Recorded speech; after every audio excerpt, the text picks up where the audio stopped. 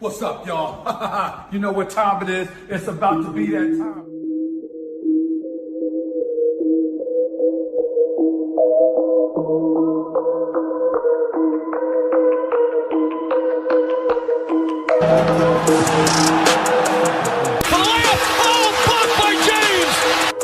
What's up, YouTube? Welcome to the latest episode of The Layup Line. If you're new to this channel, you should consider subscribing. I'll be posting at least twice a week with the season back, and I'm still planning on dropping a video with opening week reactions. Today, though, I wanted to give you my opinions on the recent rookie extensions that were signed before the season started. The first extension we heard about was Kyle Kuzma. Kyle Kuzma signed for 3 years, $40 million. And the pros to me about this deal are that he fits around LeBron and Anthony Davis. He's improved as a passer and a defender. I remember in the 2019 season with Luke Walton as head coach, he was playing him as a small ball 5 and he was getting killed consistently, so they had to stop doing that. But I watched a lot of Lakers games this season, and there were moments where Kuzma was more excited on defense to get the stop than he was when he was scoring. And he was able to play well as a starter too in the 9 games when Anthony Davis or LeBron was out, so that could still be valuable if you need to load manage at points this season. And you also got to consider that that contract is an asset because it's the perfect range to combine in a trade. As far as the cons, Kuzma's not as young as other guys in this draft. He stayed in college longer, so he's more or less who he is. He hasn't been a great shooter since his rookie year, and with less minutes this season and on a deeper team, you would have hoped for higher efficiency. But overall, I like the extension for the Lakers and for Kuzma. This is the first ever player option on a rookie extension, and the contract size makes it an asset for trades, and Kuzma also has the opt-in guaranteed money if his on-court value declines. The next rookie extension that I wanted to talk about is Luke Kennard. He got 4 years, $64 million. Now the pros of this deal is that the guy's a flat-out sniper. He's always shot above league average from 3. He has some playmaking ability, and the only point guard that the Clippers got was re-signing Reggie Jackson. And they certainly could still trade for another playmaker, but at least Luke Kennard is a better passer than Lou, Reggie, and maybe Pat too. I think he is a tier below some of the other guys at this salary range, but he's young enough for a bit more growth, and he's also getting the most open shots of his career next to Paul George and Kawhi Leonard. Now the cons are that the Clippers didn't even get to see what this looks like before they signed him to this extension.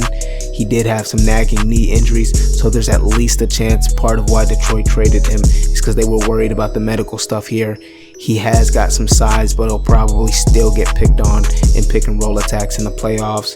Overall, I like the deal. The guy knocks down threes, and this is around what you pay for good shooters, and he's also a decent playmaker too. You're just going to have to live with whatever defensive liabilities that they're going to be there, because you still have Kawhi, Paul George, and Ibaka there as well. The next rookie extension that I wanted to talk about is Markelle Fultz getting 3 years, $50 million from the Orlando Magic. Now the pros of this deal to me are that Markelle, he was once a consensus first overall pick in a pretty good draft class. He has had some injury concerns, so you gotta just hope that those are behind him now and that you can help him develop into a better player. He does have some great size. I think Steve Clifford will be able to get a lot out of him on defense and really help him develop as a great defender. Now, as far as cons, the injury stuff was extremely mysterious in Philadelphia. This deal is overpaying him, hoping for potential that might not be there. He has been an inefficient guard, and currently he's not as good as the other guards at this price range. So overall, I'm not a fan of the deal. Magic fans will have to hope that the flashes with him are real, but this is a lot to pay for a guy with injury concerns and efficiency concerns, and I would have been a lot more comfortable just playing it out and let the season go before seeing what you wanted to pay him. The next rookie extension is also with the Orlando Magic for Jonathan Isaac, getting 4 years, $80 million. Now the pros are he's a lockdown defender. Before this injury, during the season, he was a really sneaky, interesting candidate for Defensive Player of the Year. He's a better defender than any other forwards in this price range, and he's become a better finisher around the rim, so that's made him more efficient.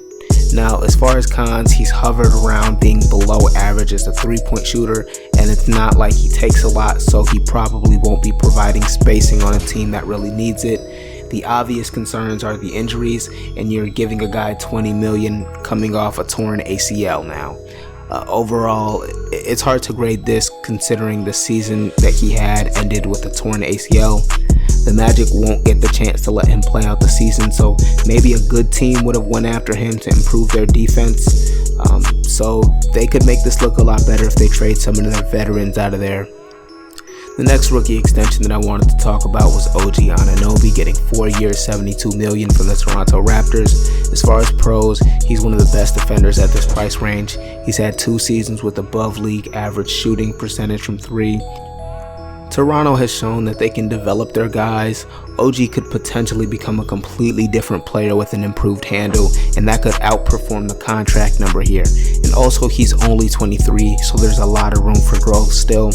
As far as cons, you would hope to be signing a better shot creator at this price range, but overall, I don't really have too many cons for the deal. OG is good. I think he can get better, and players that defend and shoot as well as he does, they tend to get paid. Also, since Giannis re-signed with Milwaukee, it doesn't matter that you have this extra salary on your books, so it's a good deal. The last rookie extension that I want to talk about is Derrick White for the San Antonio Spurs. He's getting 4 years, $73 million. As far as pros, Derrick's been an efficient guard. He can play either guard spot and he competes on defense. The Spurs have been a really good developmental system as well, so there's some potential for growth. Some cons: he's another guy who's older than you might think. He's already 26, so when this contract starts, he'll actually pretty much be entering his prime. I don't know that his ceiling is all that much higher. For you to extend him now before seeing how the season goes, I just thought that was a bit weird. So overall, I'm not a fan of this deal. They paid him on potential, and I don't know if that's there. He's a good, efficient, all-around guard, but I just don't see anything in his skill set that would have demanded this salary range. So I think there are a lot of better guards that you could have got for this price point. But these are my opinions. Let me know if you learned something new or if you like what I do. Drop a comment down below. Don't forget to like and subscribe. It takes a second and it helps me out a lot.